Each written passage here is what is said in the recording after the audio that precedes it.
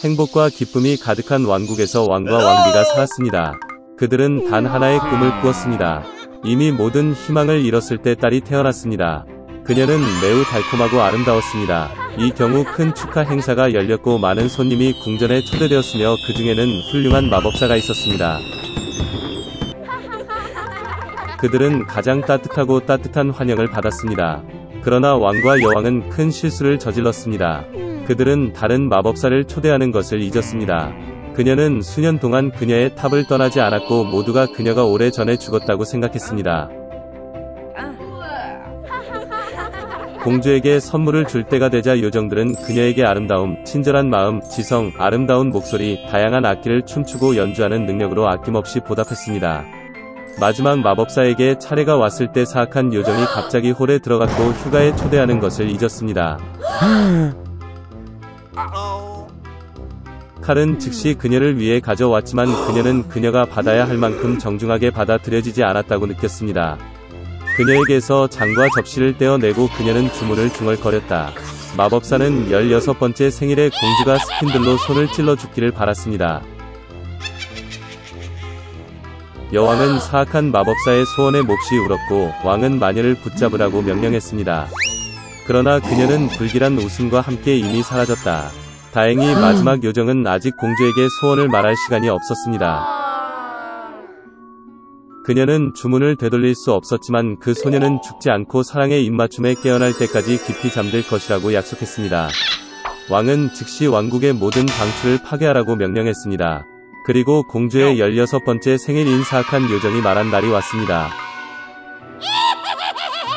공주는 아름답고 친절한 소녀로 자랐습니다. 왕은 3명의 마법사에게 그녀를 돌보라고 명령했습니다. 요정들은 눈의 사과처럼 그녀를 지켰습니다. 이날 왕과 왕비는 끔찍한 사건을 막기 위해 소녀를 방에 가두었습니다.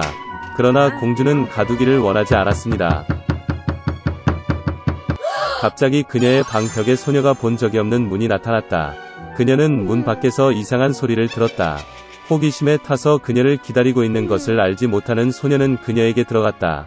문은 여자가 공주에게 등을 대고 앉아있는 어두운 방으로 이어졌다. 그녀는 회전하고 있었다. 소녀는 그녀의 인생에서 스핀들을 본 적이 없었습니다. 그녀는 호기심이 생겼습니다. 공주는 스핀들로 가서 그것을 만지고 손가락을 찔러 깊은 잠에 빠졌습니다. 그리고 그 여자는 그녀의 주문이 이뤄진 것을 매우 기뻐하는 사악한 요정으로 밝혀졌습니다. 이제 모두가 공주 잠자는 숲속의 미녀라고 불렀습니다. 불행을 알게 된 친절한 마법사는 소녀가 깨어날 때까지 왕과 여왕과 왕국 전체를 잠들기로 결정했습니다. 얼마 지나지 않아 그처럼 뚫을 수 없는 나무 덤불과 가시 덤불이 성 주변에 자라서 아무도 그런 덤불을 통과할 수 없었습니다. 100년 후 다른 왕국에서 온 멋진 왕자가 사냥을 갔습니다. 멀리서 버려진 성의 탑을 보고 그는 부모님이 그에게 말한 잠자는 숲속의 미녀에 대한 오래된 이야기를 기억했습니다. 그리고 왕자는 안으로 들어가기로 결정했습니다. 그는 뚫을 수 없는 나무 덤불과 가시 덤불을 헤쳐나 가기 위해 고군분투했습니다. 그러나 결국 왕자는 버려진 성의 문에 접근했습니다. 그는 성 전체를 돌아다니며 왕자의 방을 들여다보았습니다. 왕자는 왕과 왕비가 자고 있는 것을 보았다. 그런 다음 방 중 하나에서 그는 잠자는 숲속의 미녀를 발견했습니다. 그녀는 꽃으로 장식된 침대에서 자고 있었습니다. 왕자는 침대로 가서 아름다운 공주를 바라보며 사랑이 그의 마음을 채우는 것을 느꼈다. 그는 자신을 제지하지 못하고 잠자는 숲속의 미녀에게 키스했습니다. 그 순간 그녀는 눈을 뜨고 잘생긴 왕자를 보았습니다. 왕과 왕비도 깨어났고 왕국 전체가 그러했습니다. 그들은 기뻐했습니다. 그리고 신부와 신랑을 기리기 위해 세상에서 가장 아름다운 결혼식이 즉시 준비되었습니다. 그 이후로 그들은 행복하게 살았습니다. 옛날 옛적에 아이가 없는 여자가 있었다. 그녀는 한때 좋은 마녀에게 도움을 청했습니다. 그 여자는 아이를 꿈꾸고 있다고 말했다. 마법사는 그녀에게 씨앗을 주었고 그것을 화분에 심으라고 명령했습니다. 그 여인은 매우 기뻤고 노파에게 감사하고 집으로 돌아갔습니다. 집에서 그녀는 씨앗을 심고 물을 주고 참을성 있게 기다리기 시작했습니다. 곧 튤립처럼 크고 멋진 꽃이 화분에서 자랐습니다. 꽃잎이 열리자 안에 작은 소녀가 있었습니다. 그녀는 1인치도 안 되는 아주 작았습니다. 따라서 여자는 엄지 공주라고 불렀습니다. 어느 날 밤 엄지 공주가 잠이 들었을 때 축축하고 못생긴 거대한 두꺼비가 집 창문 위로 올라갔습니다. 그녀는 잠자는 소녀를 붙잡고 서둘러 늪으로 갔다. 두꺼비는 못생긴 아들을 아름다운 썸벌리나와 결혼하기로 결정했습니다. 그녀는 소녀가 달아나지 않도록 넓은 백합이 위에 강 한가운데 그녀를 심었습니다. 아침에 썸벌리나는 잠에서 깨어 집에 있지 않지만 주위에 물이 있다는 것을 깨달았습니다. 소녀는 끔찍한 운명이 그녀를 기다리고 있다는 것을 깨달았을 때 몹시 울었습니다. 이 순간 작은 물고기가 헤엄쳐 지나갔다. 그들은 썸벌리나에 대해 미안하다고 느꼈습니다. 그들은 백합의 줄기를 갉아 먹었고 잎은 소녀와 함께 흐름과 함께 떴다. 큰 딱정벌레가 지나갔다. 아름다운 소녀를 본 그는 그녀를 붙잡고 그녀를 나무로 데려가 친구들에게 소개했습니다. 그들은 모두 그녀의 아름다움을 부러워했지만 썸벌리나는 매우 못생기고 회사에 있을 수 없다고 말했습니다. 친구들의 압력을 받아 딱정벌레는 그녀가 못생겼다고 결정하고 소녀를 땅에 내려놓고 작별 인사를 했습니다. 여름 내내 썸벌리나는 숲에서 혼자 살았습니다. 그녀는 풀과 나뭇잎으로 요람을 만들었습니다.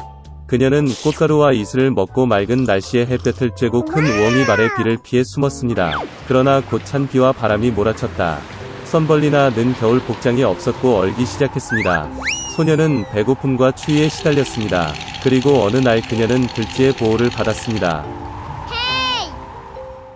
그들은 영광스럽게 함께 살았습니다. 소녀는 집안일로 쥐를 도왔고 그녀의 동화를 말했으며 그 대가로 따뜻한 집과 음식을 받았습니다. 들쥐에는 부자가 된 눈먼 두더지인 이웃이 있었는데 그는 항상 자신의 재산을 세어이 일을 했습니다. 눈이 멀더라도 두더지는 썸벌리나가 매우 귀여워서 그녀와 결혼하겠다고 제안했습니다. 그러나 소녀는 이것에 대해 전혀 행복하지 않았습니다. 그녀는 지루한 두더지를 좋아하지 않았습니다. 한 번은 지하 통로를 걷다가 추위로 거의 죽을 뻔한 상처 입은 제비를 보았다. 겨울 내내 그녀는 아픈 새를 돌보았고 봄에는 그것을 고쳤습니다. 결혼식 전에 썸벌리나는 마침내 태양에 감탄하기 위해 위층으로 올라가게 해달라고 마우스에게 요청했습니다. 그녀가 쥐 구멍에서 나왔을 때 그녀는 제비를 보고 치료했습니다. 썸벌리나는 새에게 그녀가 더러운 두더지와 결혼하고 깊은 지하에서 그와 함께 살도록 강요당하고 있다고 불평했습니다. 제비는 소녀에게 따뜻한 땅으로 날아가도록 초대했고 그녀는 동의했습니다. 그녀는 재빨리 쥐에게 작별 인사를 하고 제비 위로 올라갔고 그들은 날아갔습니다. 멋진 나라에 도착한 썸벌리나는 아름다운 꽃이 가득한 거대한 초원을 보았습니다. 그녀는 자신이 살기에 가장 아름다운 꽃을 선택했습니다. 갑자기 그녀는 꽃에서 날개 마니는 그녀와 같은 작은 남자를 보았다. 엘프의 왕이었습니다. 그리고 엘프는 모든 꽃에 살았습니다. 아름다운 엘프는 자신만큼 작고 아름다운 소녀를 본 적이 없습니다. 그는 즉시 썸벌리나와 사랑에 빠졌고 그녀를 그의 아내, 즉 엘프의 여왕이자 꽃의 여왕이 되도록 초대했습니다. 그녀의 모든 모험 끝에 소녀는 매력적인 왕자의 제안을 듣고 기뻤습니다.